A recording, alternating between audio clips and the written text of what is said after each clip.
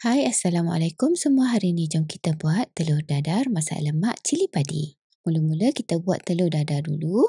Saya gunakan 5 biji telur. Kemudian kita campur dengan sedikit serbuk patik ayam dan pukul sedikit. Panaskan minyak. Kemudian kita goreng telur dadar.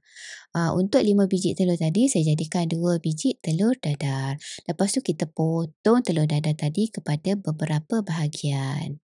Untuk bahan tumbuk pula ialah 2 inci kunyit hidup, 2 biji cili padi, yang ni terpulang kepedasan lah. Lepas tu 3 ulas bawang merah dan juga 1 ulas bawang putih. Okey, yang ini bukan masak lemak cili padi Negeri Sembilan tau, sebab saya gunakan bawang. Masukkan bahan tumbuk tadi ke dalam periuk, lepas tu masukkan 1 cawan air dan juga 1 batang serai. Kita renyih hingga air tadi tu kering. Tujuan renyih tu supaya cili masak dan kita tak sakit perut. Okey, lepas tu kita masukkan kentang dan juga nenas. Ini kalau ada lah, kalau tak ada skip je. Okey, lepas tu masukkan air dan juga asam keping. Kita renyih ataupun kita biarkan hingga air mendidih dan juga kentang empuk. Lepas tu kita masukkan santan. Saya guna 200 ml santan kotak. Kemudian kita masukkan telur dadar.